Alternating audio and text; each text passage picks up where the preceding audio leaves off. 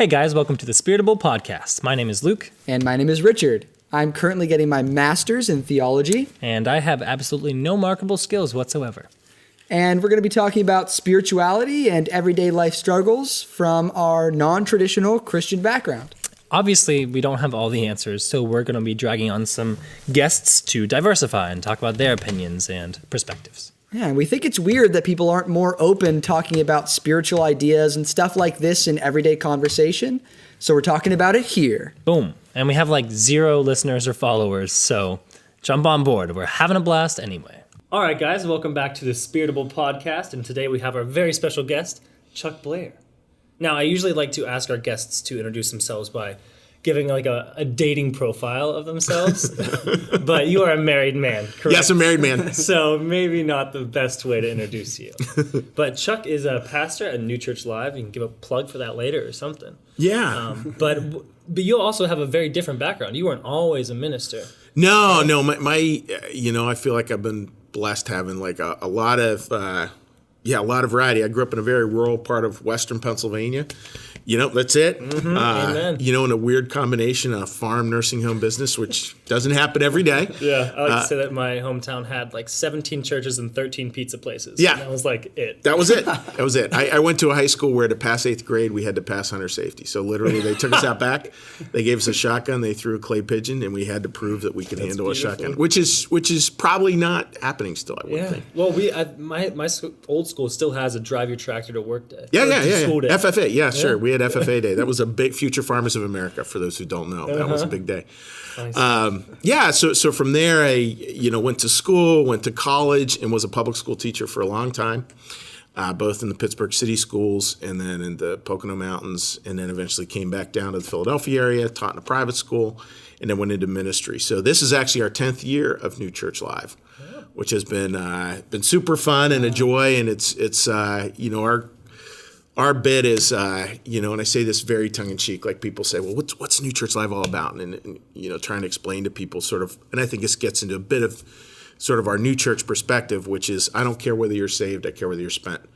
And that idea, like, I'm not here to make sure everybody is saved. I think that we find that when we spend our lives in worthy ways. I mean, do I believe in heaven and all that stuff? Absolutely. But I think we find that by actually rolling up our sleeves and getting engaged in this life in really deep ways. So that's what we've tried to do as a congregation, really get involved in a lot of service things in Philadelphia. I tell people all the time, like, the one thing I can guarantee them if they're part of our congregation, they're going to go to neighborhoods their mom told them never to go to. and that's good. Like, that's good. That's good. That's a very more healthy down-to-earth sort of spirituality. Very, very much. Like, grounded. How grounded can we make it? I love St. Francis's beautiful words, which is preach the word every day, and if need be, use words. I just think that's what we're trying to do. Preach is an action, and staying out of debates and just like, what are we doing? Right. And there's definitely like a usefulness for that sort of intellectual debate time. Yeah. But like, I think that was a lot of my dissatisfaction that is kind of circular is loving religion, loving the ideas, but not feeling like I'm doing anything with it. Yeah, right. So that's what I like that you guys bring back into it. What? I feel that right now in school. In theological school. Yeah, in school. And I think it's a really important time to really grasp these ideas and understand them before I am tasked with helping people with them. But, there are days where it's like, okay, been learning for a while. Yeah, right. To talk to someone about this, like to share this, like to do something. Been reading the menu. Time for the meal. Yeah. Have you ever had it where you feel like you're studying too much and you're getting into really like nuanced, like in-depth spiritual concepts, and then you start talking to someone who's just not ready to go to that level? Because I can imagine you emerging from an office like 8 hours later, mind brimming with like these deep things, and be like, "Have you heard of this thing?" You're like, "No." No. Yeah. Last term I was in a class that was called "The Human Mind and Its Regeneration," and it was like breaking down the structure of the human mind and like all this stuff. And so I'd leave and I'd be like, "Oh, it's so cool," and like I'd start talking about it, and people would be like, So? Like, no, but you don't. I see all. Never mind. It's fine. It's fine. So Chuck, how as a like ongoing minister do you balance that? It's a great question. People do want these like really in-depth things, but they also want to have the use. So yeah, that's a great question. You know, and I think for my job, you know, it breaks down to kind of two job descriptions. Either you're a theologian or a pastor. And, you know, either you're into ideas and head stuff, or you're really into the nitty gritty and counseling and all that. And that, you know, it is always a balancing act. Like people want something that's deep and rich, you know, big idea that they can hold on to. But on the other hand, like what I've realized, and I think it's so true, you know, most churches are answering questions people aren't asking. You know, and what are the questions people are asking? I mean, I hear it all the time. Then you know the number one theological question I get? Why are we here? Nope. Take a guess. What should I be doing? Good guess. Wrong. number one I get is, I'm thinking about a divorce. What should I do? Really? Yeah, all the time. Or somebody in a divorce. Like that's where people's, you know, that's where their thoughts are, you know, and so how do we answer that? You know, how do we start moving forward with those kinds of like real life questions, struggles. those practical questions, you know, Jesus in the New Testament, for those people who've read it, you know, he talks in stories all the time, you know, very earthy, like grounded stories. And I think that's what we've got to do. We've kind of got to become that lived moral experience that tells a story about why we do what we do. And I think that's where you'll start to attract people and frankly, you'll start to serve people that way. Yeah, that's an interesting point for sure. And a tough thing to balance. Yeah, really tough. Because, like, especially if you don't know someone super well and they come to you talking about divorce and you don't know their spiritual background, like, how do you meet them where they're at? And Can I tell you a funny story with that? Please. So it makes weddings Indulge. hard. It makes weddings hard. So I do a lot of weddings, and it's not infrequent in a wedding where, you know, I'll be going around just chit-chatting with people, and somebody will pull me aside and be like, Chuck, I'm thinking about a divorce. What should I do? And all I want to do is talk about the Eagles. You know, that's it. That's all I want to talk about is the Eagles. So, you know, such is life, and I get it. They feel comfortable in here, somebody they can talk You're like, to. I'm really struggling in my marriage. You're like, Nick Foles, though. Nick Foles, right. Let me tell you about Nick. So it is kind of funny the way that all works. Yeah. Nick Foles, not too well last weekend, though. No. I don't want to talk about it. You know what I'm talking about. Okay, cool. Well, fun hearing your background. We've been thinking about a certain Rich and I were talking last night about a certain spiritual topic that we've been kind of mulling over. So, so I guess here's a bit of my personal struggle is I've had trouble finding the right church for me, honestly, because I go to this one church in my town that's very intellectual focused and a lot of tradition and rigor. And I like that aspect of it because I grew up, you know, listening to organ music and hearing sermons and having that structure. But I am having trouble feeling emotionally tied to it. Yeah. And like I'm getting something daily useful out of it. But then I go to other church services that seem like they don't have the same depth of religion that I'm looking for. So I'm feeling a little bit like understanding of why people seem to be going to church less. And I think every generation sees that with the next generation of, oh, well, the kids just aren't going to church anymore. But I feel like maybe I'm in an empathetic spot there where I feel like there isn't an offering that I really want. Yeah. So why do you guys see what I'm saying? Totally. Why do you think people aren't going to church as much anymore? I totally relate to what you're saying. I think for me, very similar to what you were saying, I'm used to the structure of that service, and I don't get a lot of like personal connection through that service. A lot of sense of community, sense of emotional output or emotional intake on my part. And other services I've been to, I've gotten that more. And really what keeps me coming back to this service is... What do you mean by this service? Just like the service that I'm going to is the music. Because I grew up with hymn music, and a lot of people find it like stuffy and boring, but I have a lot of emotional attachment to it from childhood and from just enjoying music. And I think it's really beautiful, and the harmonies are really beautiful, and I really like to sing that. And there's no other service that offers that kind of music around me. And so I go there for the music at this point. And I often get stuff out of the talk and the reading and the sermon, but I go there for the music, which is just sort of an interesting place to be. And I can see why someone who didn't grow up with that music would go there and be like, what? Wow, I don't know. Why am I Okay. here? No, yeah, it doesn't work. Well, New Church Live has a ton of music involved too. We do, and we're a younger congregation. You know, we're on the young side. Our average age is 35. Boy, and you guys are bringing up great questions. You know, I think for, you know, how would I say, you know, for young adults, like my experience with young adults. So I do a lot of weddings, baptisms, do a lot of stuff out there. I work with young adults all the time, and I think that one of the things that has struck me, and I'd love to hear if this makes sense to you guys, you know, it starts with the idea, like the generation I grew up with. You know, my parents went through the Depression, World War II. That was kind of their coming of age thing. So their kind of perspective on religion is much more about kind of mankind is damned and doomed. How do we find salvation? Which I just don't find resonates with a lot of young adults these days. Like I don't experience a lot of young adults going to church thinking I got to find salvation. What I do think is this. I do think a lot of us feel really disconnected. We feel disconnected from God, from our best selves, from each other. We feel lonely. I mean, and you look at the epidemic of loneliness, you look at it with drug abuse and depression and suicide, all things at record levels, which to me points to a problem, points to a challenge. Yeah.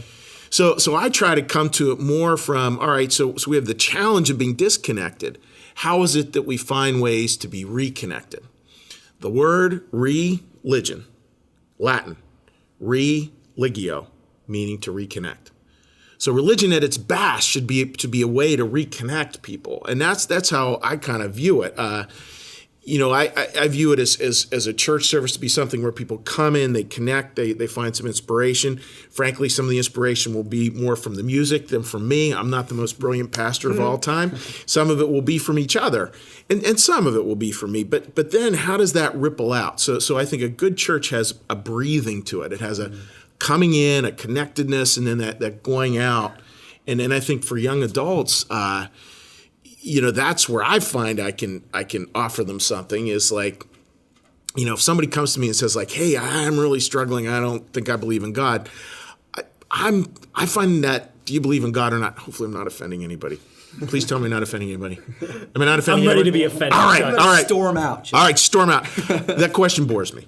It's just a boring question. It's just a boring question. Do you say that to them? I do. I have said that before. Like, it's just a boring question. What I say is that I'll say things like, and you know we're going down to Ronald McDonald House on January 29th to cook a meal. How about you come with us?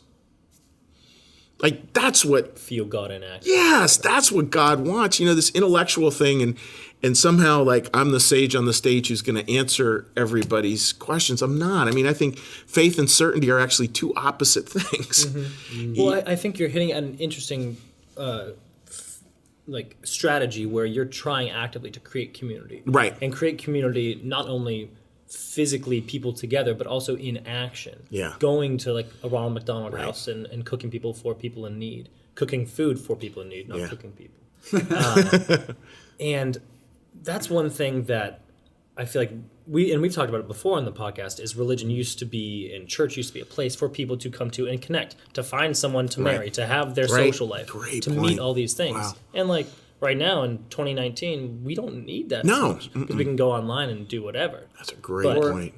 I think maybe we don't think we need that. Yes, we don't think we need it. That's not present in our minds. And that need for a physical community like that.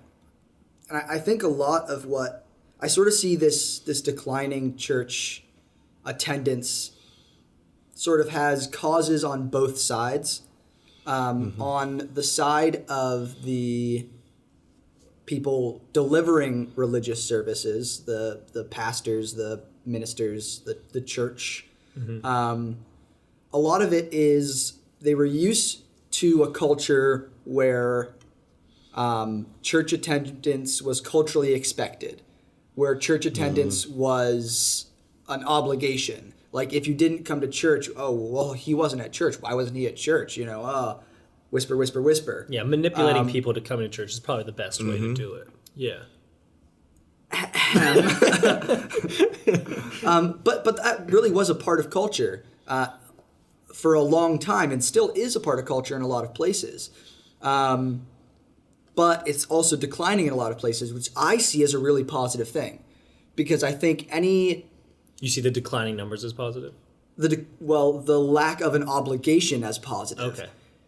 Because I don't want anyone to go to church because they feel like they have to. Right.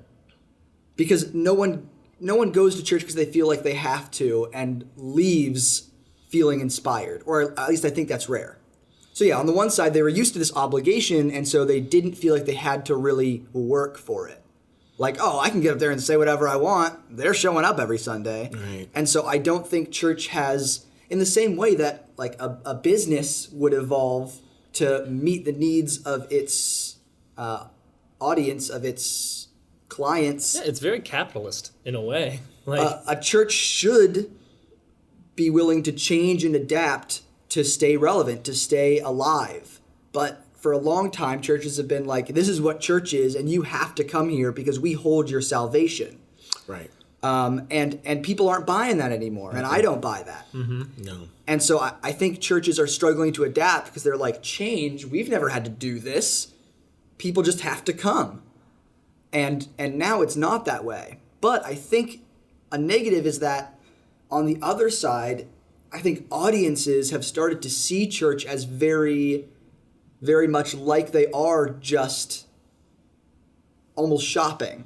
Like they come in and they're like, well, if you don't provide me with what I need, I'm not going to come back. And see it very as like one-sided. And I think any audience is misinformed to think that they have no participation. Right. As an audience member, it's your job to listen and digest and try to get something out of it. And if you leave church and you're like, well, he couldn't hold my interest, so he doesn't deserve my time. Well, maybe you should be trying too. And so on the one side, I think the people offering a church service need to start actually asking what people are looking for and changing to meet that. And also, I think people need to see themselves as part of church, as part of the congregation, as part of the society, as part of the community, instead of someone going to receive a service, like a transactional service. Mm-hmm. So I think there's problems on both sides with the way that the people delivering church see it and the way that people receiving church see it. But I think churches have to kind of cater to the lowest common denominator, sort of. Like, people are going to continue just to come in and shop around, because if they don't get what they want from this first service, they're going to go to another place. And if that is better for them, that first service, maybe they'll stick around and then try to form that community. But there is an element of, you need to make sure as a church that you're aligned to these new sort of consumers. Right, and it's interesting right. to look at church like as a business. Yeah. There's so many fascinating church sort of politics going on where congregations and ministers will be doing sermons a certain way because that's what the old people like, and they're the most consistent people coming to church, so we don't want to piss them off and change because then we won't have a congregation. Right. But in doing so, they're not adapting to a new model and trying to get new people. So it's this weird circular sort of system. Yeah, and that's tough because if you are the pastor of a church, you know, who's paying your salary? Who's your boss? Yeah. It's those people that are showing up every week. Yeah. Well, and that's where Chuck did something, and like you got flack for it in the beginning, right? Of trying to start something different. Oh yeah, we still new. we still get flack on occasion. Yeah, every couple of weeks we got a little something. But like you're trying to do something new. Yeah. It's you know, a story I'm thinking about as you two are sharing is the story of this man, Dietrich Bonhoeffer. Now, Dietrich Bonhoeffer's, first of all, great name. Isn't it a great name? It's a phenomenal Bonhoeffer. He was a pastor in Germany, and he is in German history what Martin Luther King sort of held in that same kind of esteem. And he was part of a group that pushed back against Hitler, was actually in the plot to kill Hitler. And he said something fascinating in this one book, and I think it gets right to what you guys are saying, you know, in terms of what churches have to do. And he said, you got to understand churches one of two ways. He said, the first way is you think of a core with everybody around the circle looking in like we are at this table. He said, churches form that way. And listen to this quote. He said, people who love community will kill community, which is interesting because he's talking in Nazi Germany. What he's saying is that if we all sit around with our backs towards the outside world and we just form our own little club, and that's what he's mean by this insular community, we'll actually end up killing community in the long run because it will get stagnant. And that's not actually what we're asked to do. He said those people who come to the core, so instead of creating around the core looking in, he said go to the core and look out. Turn around. Turn around. So be just like us, flipping our seats, looking outward now. And he said those people who go out there into the world learning to love God and the person right in front of them, they will actually build it. Right there. That's it. The two great commandments. That's what Jesus said. It all comes down to this. And I love that idea because if we're creating an insular community here, there is such a thing as an outsider. Mm-hmm. If we go to the core and look out, are there any outsiders? No. So I think the trick is, again, as a pastor, like to get, you're bringing up a good point, is to get, my job is not to go in and think, how do I serve these people who are already here? How do I serve my congregation? That's not what I think about. It's like, how do I join with my congregation to serve? Not how do I serve this congregation? Yes. How do I join with this congregation to serve? So that we're all looking out. And if we can do that, that's a much healthier model of church. And I think it's the model that the future is going to have to be, because that answers that question. Well, how much do we sort of look to people's interests? Well, they'll find their interests, right? And my job is to go like, yes, it's my job, yes, and to help them do it. But it also calls them to sacrifice. Can I go off on a little tangent here? Please, go for it. All right. So we live in a world where we're always asking this question like, what makes your heart come alive? What makes your heart come alive? People have great answers for that, which is terrific. From the Eagles to dancing to ballet to music. It's great to hear that. But what about we ask this question? What breaks your heart? I actually want to know what breaks your heart. Because I think that's where we're going to find God. I think we can look at where my heart comes alive. My heart comes alive with Penn State football. Who gives a rip? Really, who cares? It is completely irrelevant. Sorry, other Penn State alums out there. And I love it, but it's irrelevant. What breaks my heart is when I go down to the city and I see a mom addicted to heroin coming into one of these nonprofits we work with. And I think this isn't fair for her, that she's stuck this way, and it certainly isn't fair for those kids. That's where my heart breaks. Now, the flip of that is that will give you a new way that your heart comes alive. It certainly has with me. So where does my heart come alive? St. Francis Inn, Kensington, the middle of all this stuff. Those two, it's just a different way of my heart coming alive. And that's when you can create groups that look outward and you're cheering them on into those harder questions. People will sacrifice. I've never talked, I worked with young people all the time, on a weekly basis, and I've never heard a young adult go like, Chuck, nothing breaks my heart. I'm totally good. Just didn't happen. Rock solid. Rock solid. We're all good. The world is perfect.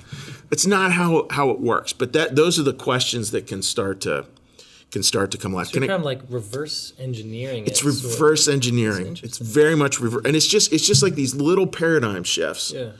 The famous Leonard Cohen quote: "Forget your perfect offering. There's a crack in everything. That's how the light gets in." I think that's true. There's a crack in everything. We don't have to worry about making the world perfect because it ain't.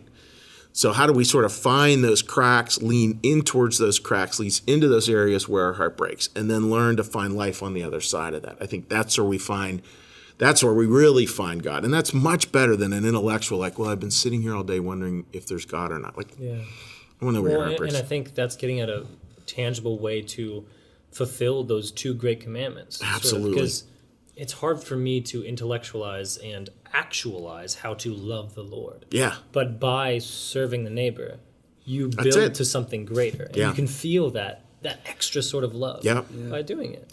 So what you were saying about this or sort of outward-facing community reminds me of two sort of ideas that I've been mulling over recently. And one is this quote, and I can't remember the name of the author. Maybe one of you will know it. Is man cannot create comparison without creating hierarchy. So, and I think when we have this community, suddenly if they're all looking at each other, like we are a community and there are people that are not, it's suddenly like, well, are Us they versus them. Are they better? Yeah, it immediately falls so into this good. us versus them. And I think if it's more like, hey, all of us are just people working to help people, then it's not like, well, we're better than them. And I think religion falls into that all the time. All the time. You know, we are Catholic, we are Protestant, we are New Church, and therefore we are better because we are more right.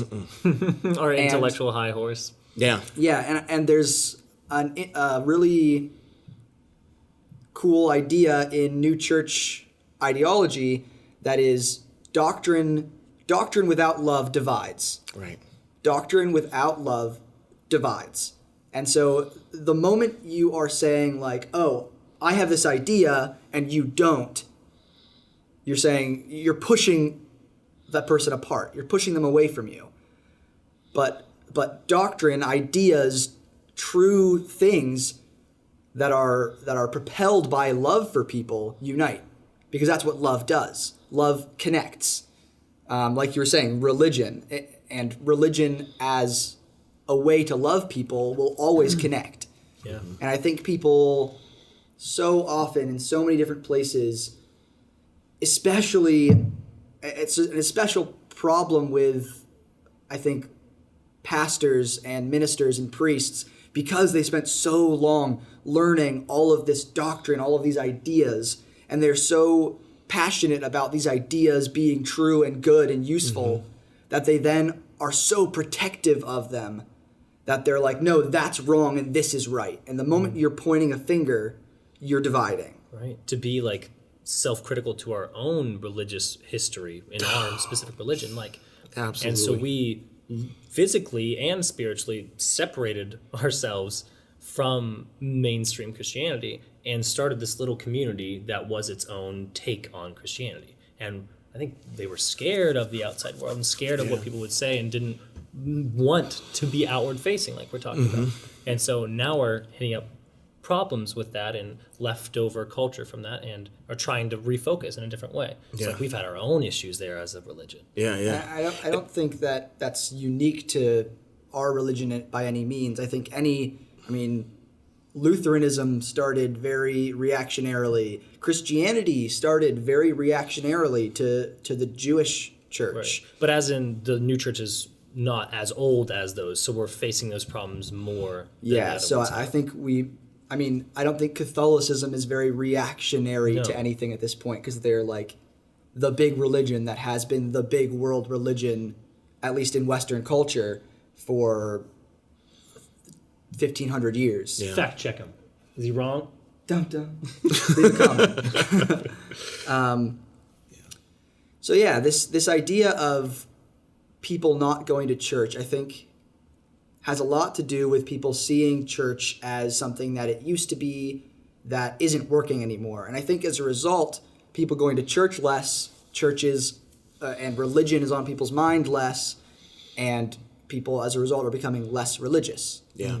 What do you see, Chuck? These are great questions, gentlemen. Like, I think, it's interesting. A lot of the people I work with, it's not even that going to church or not is a question anymore. It's not that they have like this intellectual, like, oh, should I go to church or not? It just isn't. It's Sunday morning, I'm going out with my buddies, I'm doing this, I'm doing that, I'm doing the other thing.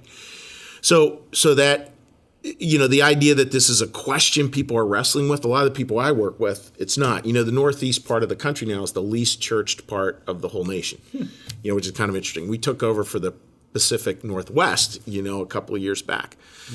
So I think, again, like where I find I can work is if again, like I start to understand where people's hearts break, I start to get people into this idea of service, this idea of coming together on Sundays as a way to connect and learn and be inspired. But then what really matters is what happens going out. One author put it this way, and I thought it was so good, and I think it gets to what both of you gentlemen are saying, and it's just critically important, right? Is the Barna Foundation did a study a few years back, and they said, what are the top 4 adjectives that people have for churches? And I forget what exactly they were, but the number one was judgmental, and they weren't using it in a positive way. Like, first thing they see in church is judgmental. And I certainly hope, and with New Church Live, I certainly hope the first thing they say is service. But that's how better people than see judgmental. Better than judgmental. It's a step up. Absolutely. Absolutely. People just don't want it. They want to be judged. Yeah. And this is a great paradigm for it, I think, and where churches kind of get mixed up. If we're going to continue to be a healing force in the world, I'm talking about everybody. I'm talking about the atheist who's watching right now, to the deeply religious Christian. I think we have to see the world. We have to see how we draw lines. Too much of the time, we draw the line between purity and impurity between me and you. So in other words, I'm light and you're dark. So we're drawing lines like this. I've fixed all my problems. I have fixed. Oh, there's a little sermon in there that I want to chat about. There's a big sermon. There's a big sermon in there. Yeah, I'll go into that in 1 second. Yeah. So we draw these lines, but this is where the line is. Right, you have light, you have dark. You have light, you have dark. I have light, I have dark. Everyone watching us has light and dark.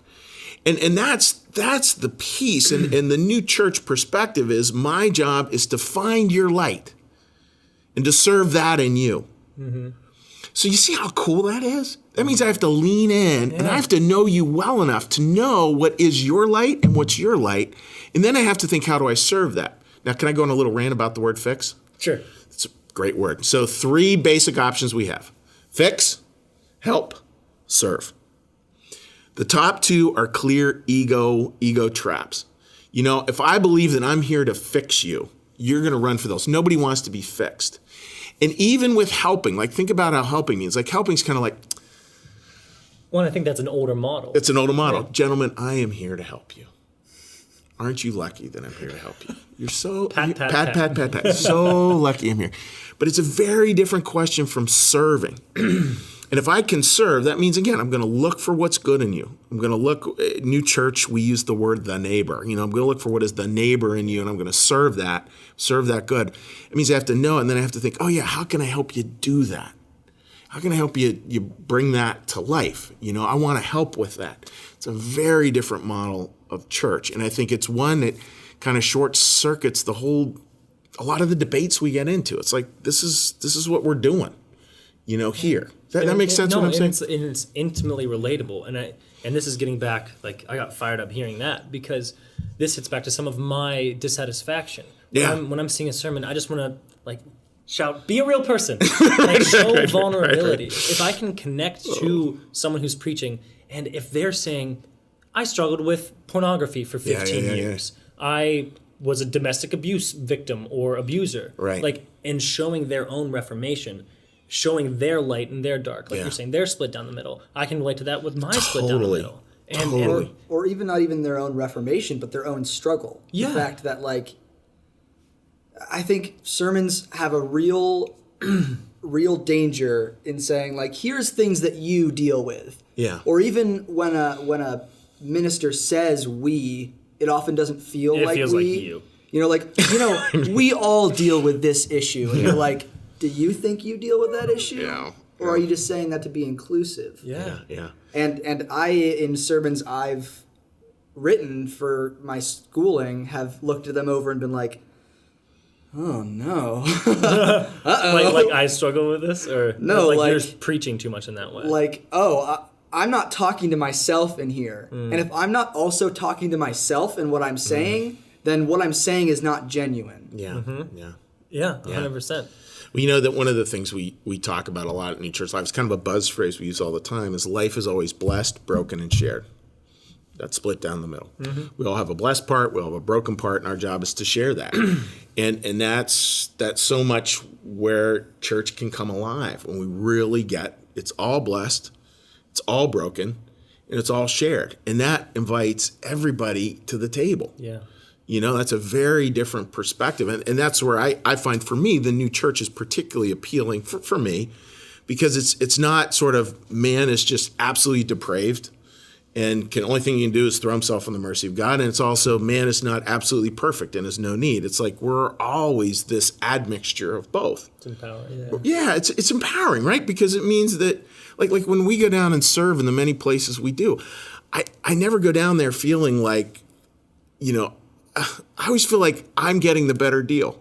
You know, that there's That's the way it should be. that's the way it should be. I go down there and there's always somebody down there who says something to me. These people are in really diminished circumstances that we work with, but there's always something they go down there and they share it with me, and it's like, oh, could I take it as a story? Yes. Take it as a I story. like all your prefacing. Like, can I do this? Can I tell you a story? So this is the kind of thing that happens all the time. It's a story I share all the time. It happened about a year ago, and it was beautiful. We're now at the Ronald McDonald House in Philly cooking. And This is not to be confused with McDonald's. not McDonald's. Not McDonald's. Ronald McDonald House, where sick kids come from all over the country to stay and get treatment in the Philadelphia area. So I'm down there with a group from my congregation, New Church Live, and we cook the meal, and then I sit down with a couple, and they're at a table like this, and it's an older couple. They're obviously well into their 60s, and they're with a profoundly handicapped, nonverbal little boy by the name of Brody. He's probably 2 or 3 years old. So I sit down with them, and obviously I'm thinking, these are 60-year-olds with a 2 or 3-year-old, what I'm thinking is the relationship. Grandparents. So I sit down thinking grandparents, totally wrong. It turns out they actually had adopted Brody. Oh, wow. Not even a blood relative. They'd heard Brody was being abused in an abusive situation. They adopted him, and they took care of him. Which was just incredibly beautiful to me. So I'm chatting with them about taking care. They live way out in the Midwest. They drive across the country for them to get treatments. And amazing story. And I'm asking them, well, what do you do for fun? And they said, oh, we ride Harleys. And not a big surprise, like tattoos from here to here. So it's good stuff. And I said, well, when was the last time you rode your Harley? And she got this incredibly beautiful smile. She points at his wheelchair, big, fancy, several $1,000 wheelchair. 0 to 60. 0 to 60, all-wheel drive, the whole thing. She points to it and she goes, that's our Harley now. Mm-hmm. Now, who got served in that moment? What am I going to offer to those people? Like the reality is they get it. Yeah. They get it in a way I can't even imagine. But those are the people where I end up coming out of those situations. Oh, yeah. And, when churches are out there doing those things, nobody's going to say, what are you going to say to that? That is... Well, I love those moments where you gain more, but you didn't expect it. Yeah, you didn't expect it. And you didn't go there to gain more. You just went there to serve. Mm-hmm. But when we go there to serve, I'm not there to fix them. How the heck am I going to help? Who am I to tell them anything? I'm just there to listen and bear witness to this incredible piece of light. Again, I'm there to see what's good in them, serve that good in the neighbor, serve that good in them as best I can. That night it just happened to be a meal, and it just happened to be hearing their story. And it's probably one of those situations, and one thing I really love is a 1 + 1 = 3. Yes, yes. You both come into it with something, and you gain something higher out of it. Yeah. And that's ministry. That's being ministry. able to sit down and come to something higher like that, not preaching on a pulpit in that sort of way. Yeah. And I think it's not half plus half equals 1. It is 1 + 1 = 3. It's more than that. And I think that's what some people are missing from traditional religion, that relatability, that togetherness. When I was a kid, I loved religion. I loved learning about my church, but I was terrified of being a minister because my family was like, oh, Luke, you like this stuff. You should go be a minister. Yeah. And I was so self-conscious because I felt like a minister had to be perfect. Yeah. And that was my image of what a pastor was like, was perfection, and couldn't have faults. And I was like, but I have faults. I can't be a minister. Yeah. And I still have that childish mindset sometimes. Yeah. And so some of my postulation of why people aren't as into religion is because they see this model that's not as relatable. And people want to be served in the different aspects that they get things, whether it's physically loving the neighbor by doing things, intellectually learning, feeling emotionally connected to something, being part of a community, having these different levels. And when people see religion as just serving this one use that they don't really feel a part of, why would they continue doing that when there are so many other things easily accessible over the internet, driving 10 minutes down the road? Why do that? And so... Yeah. Well, it's interesting. It's one, Thich Nhat Hanh has a great analogy that I use a lot of time with young adults, and I think it gets into what you're saying. So if we're to plant a seed, life's so much about planting seeds out there in the world, love Gandhi's saying, our job is to plant trees under which we do not hope to sit. under which we will never sit, which is beautiful, right? Like And you never know what you've planted. you that never is know. growing. It's beautiful. Little Johnny Appleseed action, right? So he said, like, if you're planting a seed, he said, you got a choice. So you can get a little bowl of rubbing alcohol. Be careful with the table. Oh, that's right. You can get a little bowl of rubbing alcohol, right? Totally pure. Perfect. No imperfections in it. Or you can get sort of a bowl of muck filled with manure, dirt, leaves, the whole thing. Now, which one are you going to plant a seed in?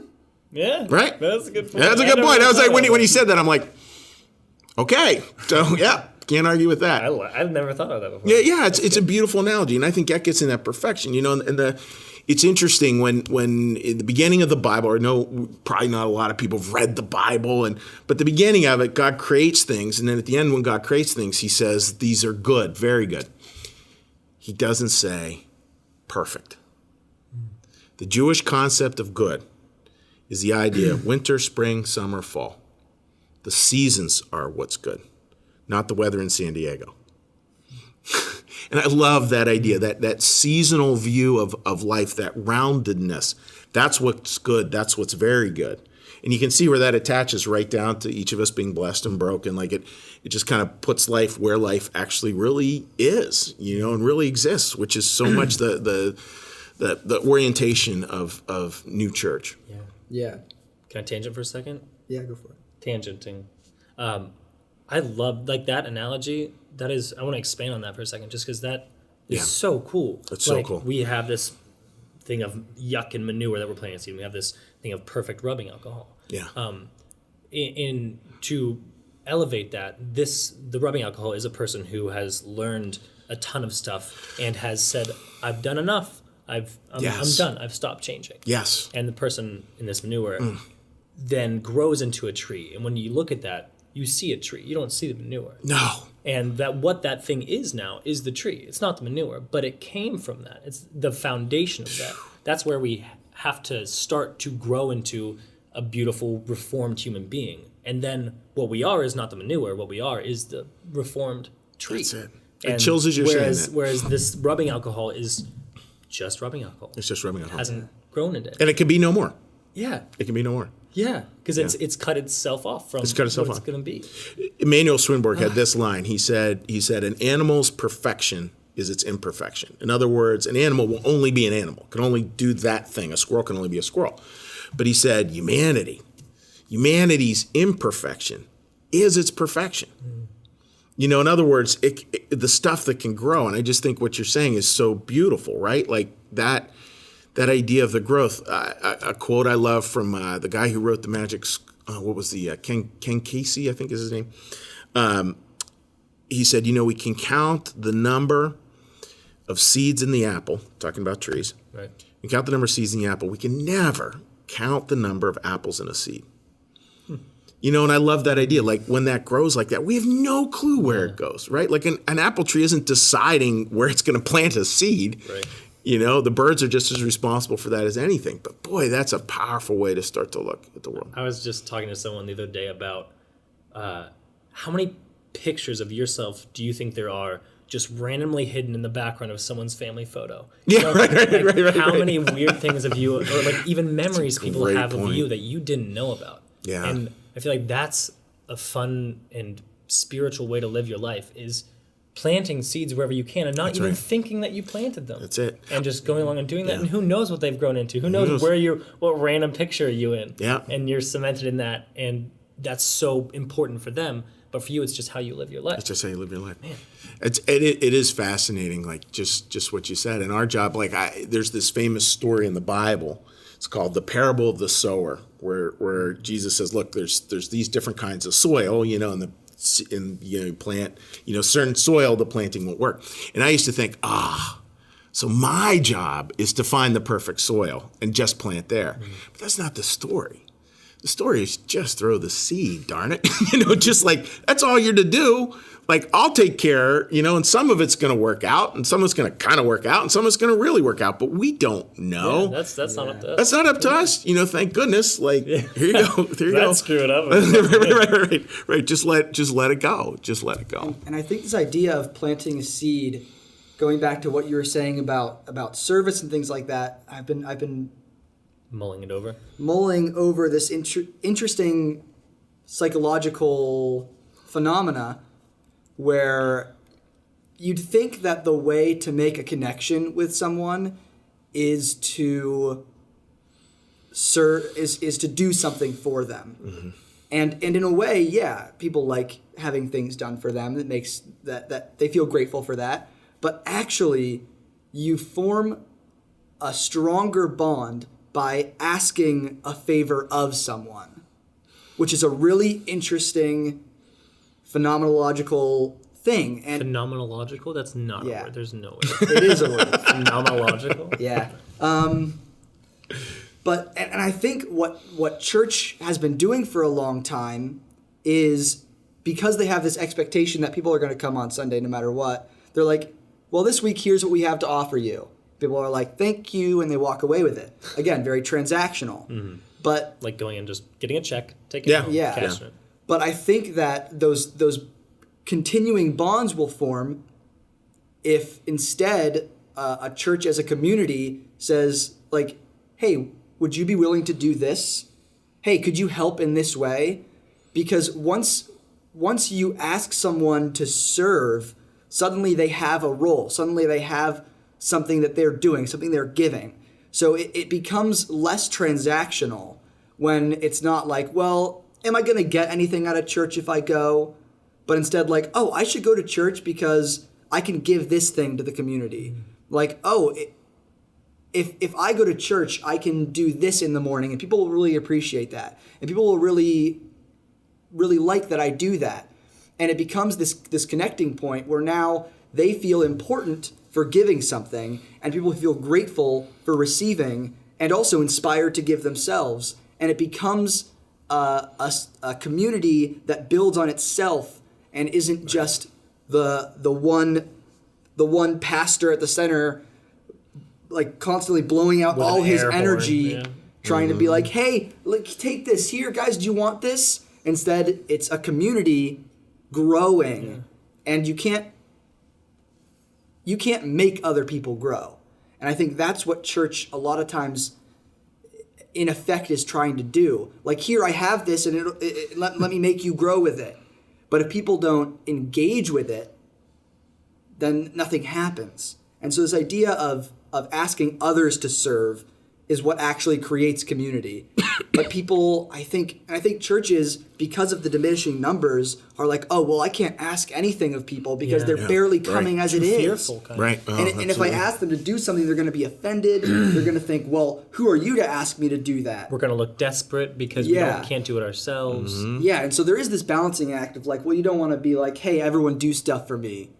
But being like, hey, do you feel called to help in this way?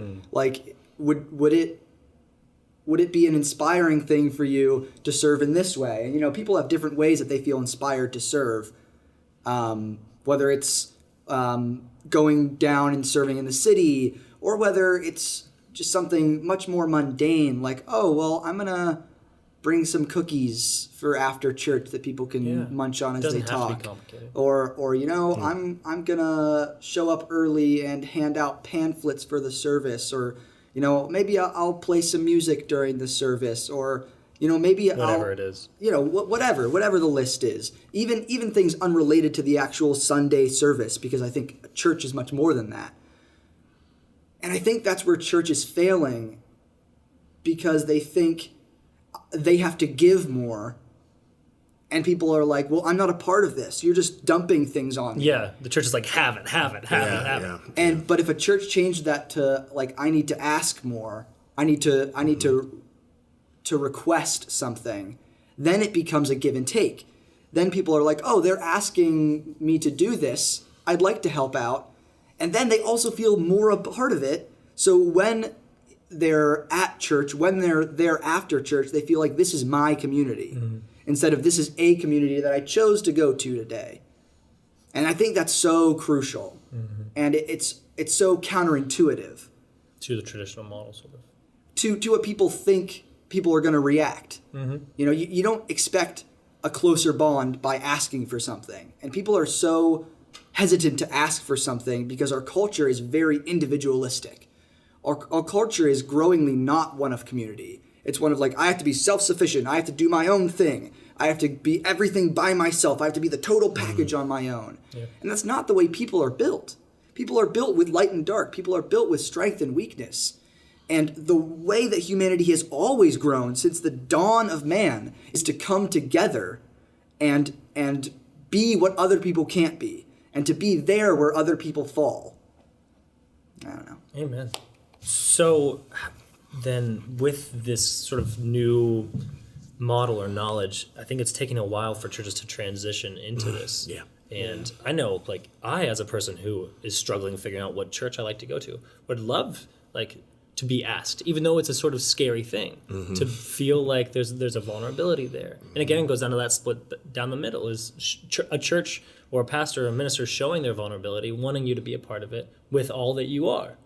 Yeah. I think that's really cool. And maybe that would help people who are struggling with not liking religion or not feeling important in church to want to do these things. Right. Because it's more than just trying to be saved. It's being more than together. Yeah. And I think that also takes paying attention to people, because I think where people really feel connected is when someone asks them for help because they see a strength in them. Mm-hmm.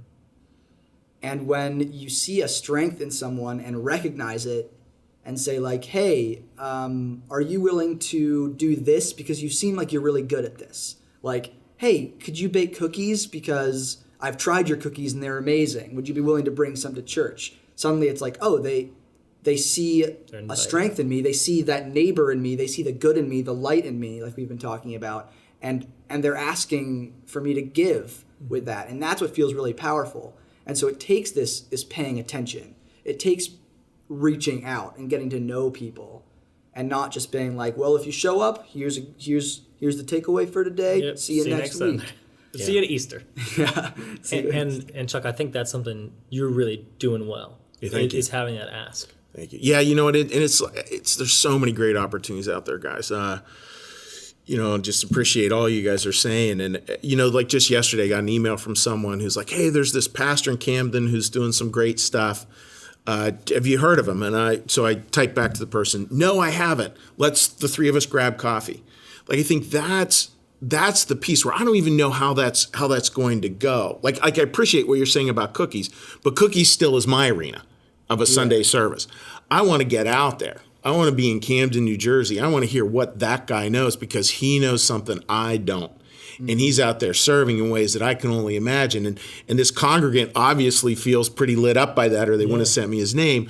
So let's figure out ways for that. And that's where the tree grows, right? Mm-hmm. Like that's where, in this thing that looks so hard, where a tree can grow that we can't even imagine it. And we don't know all the fruits that are going to come out of that.